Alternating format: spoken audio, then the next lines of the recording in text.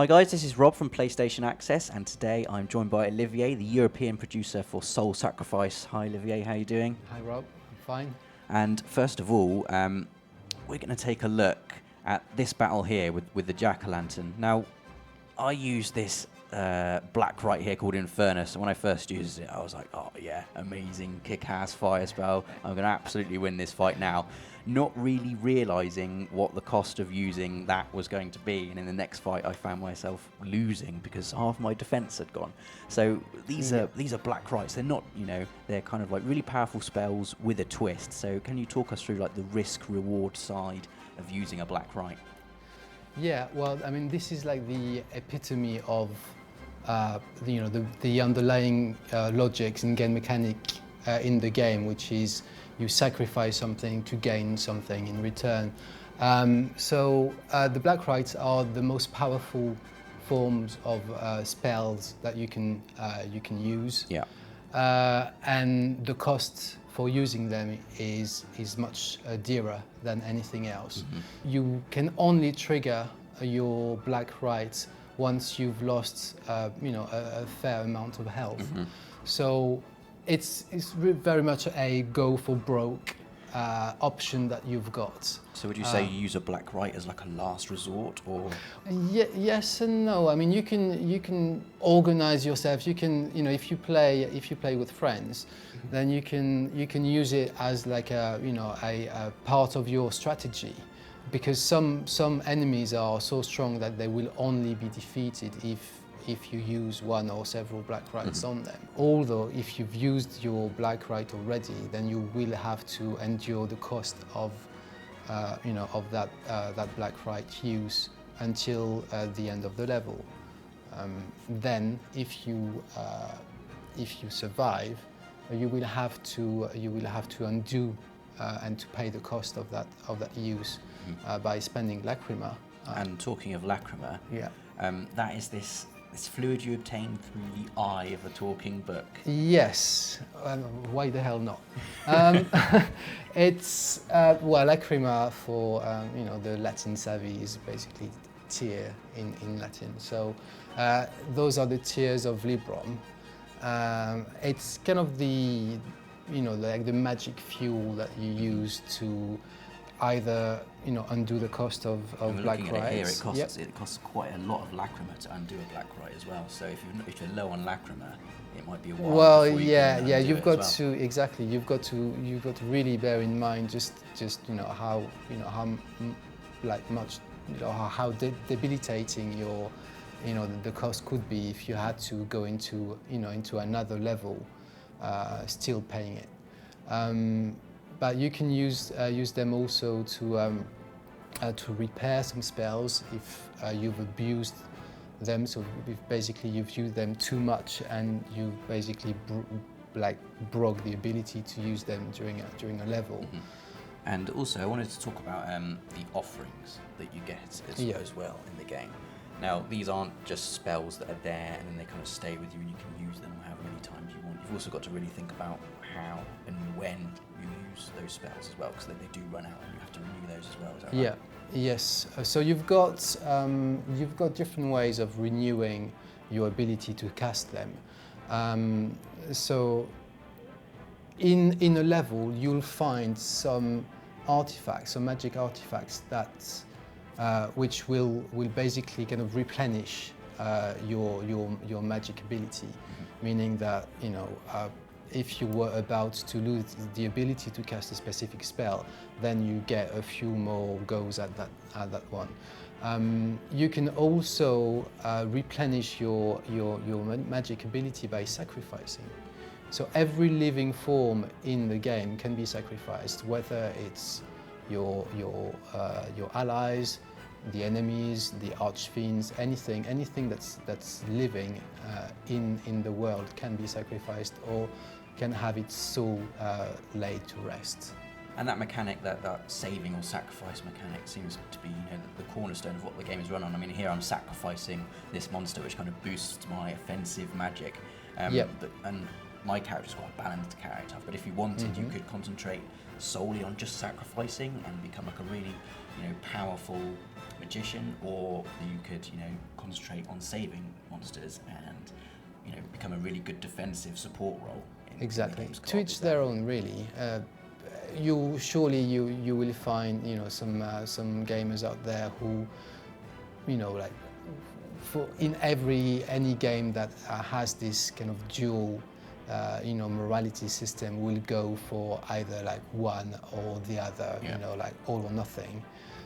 Some won't be too bothered by it and will just, should try a bit of everything and maybe find a balance somewhere. If you try and go in one specific direction, let's say like you save everything, you're the good guy, you're the angel, then you might find that, because your offensive stats do not go up that much by doing so, then you will struggle against some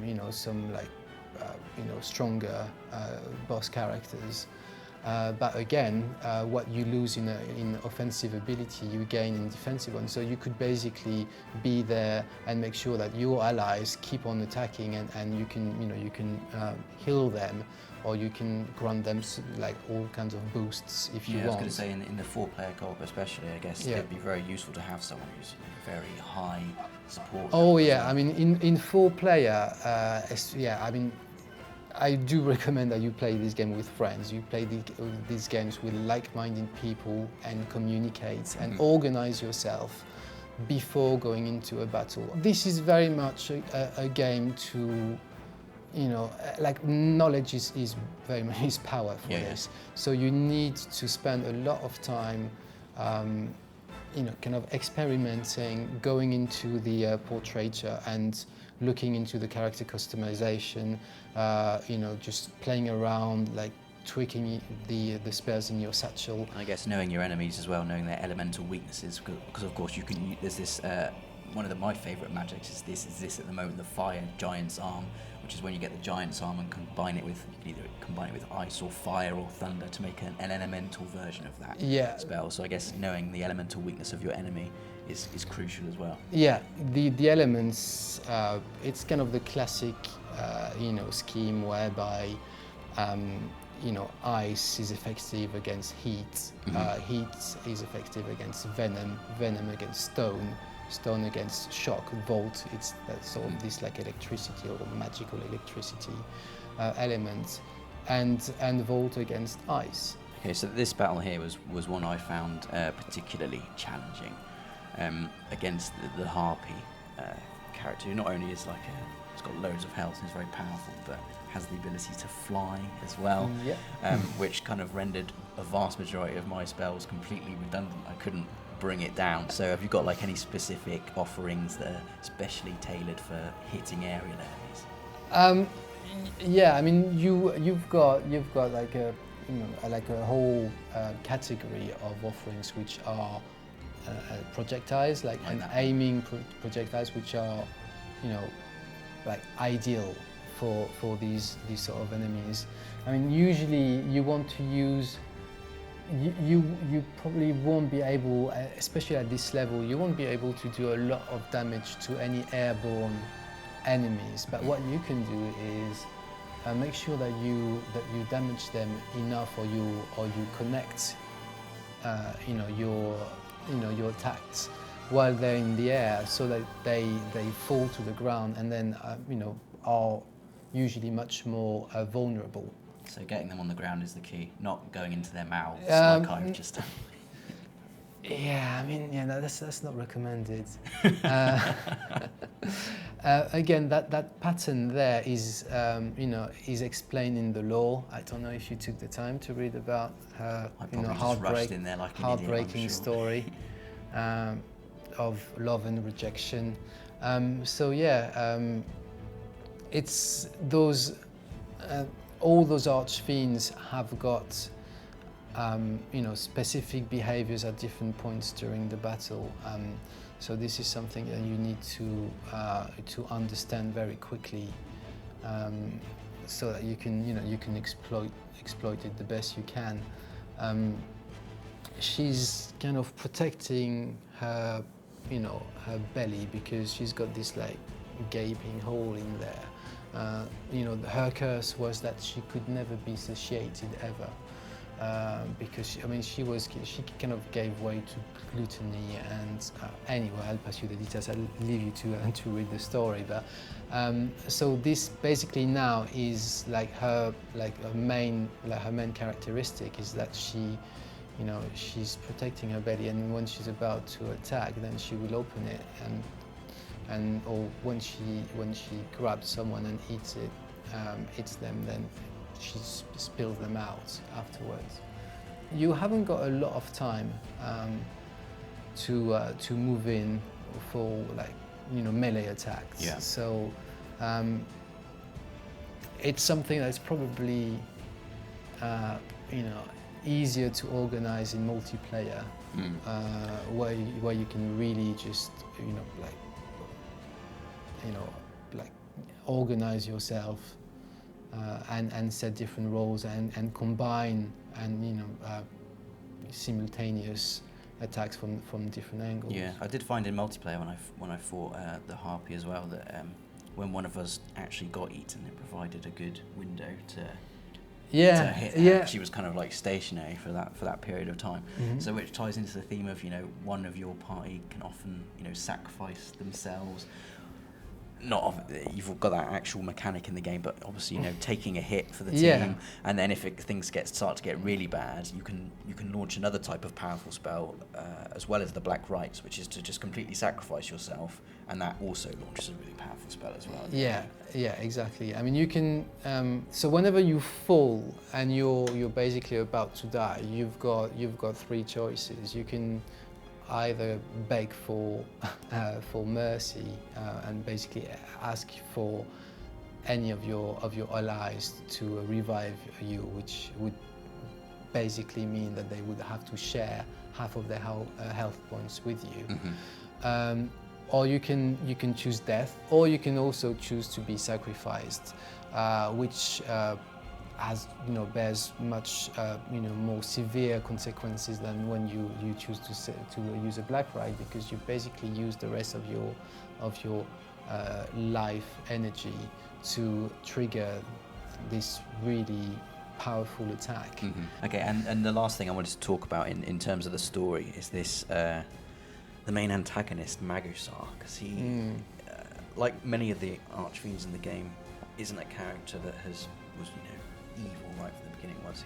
What can you tell us about Magusar? What's his story? Well, I'm afraid you're going to have to play the game. I mean, a lot of the campaign is actually about the story of Magusar and Libram. Yeah, so the story is basically there's two main parts to it. There's your relationship with Sortiara, and the kind of doomed story that this is, and thereafter your relationship with Magusar and how the partnership evolves and the outcome of it, which I'm sure will surprise a few. Well, thank you very much for talking to us, Olivier. That was really My exciting. pleasure.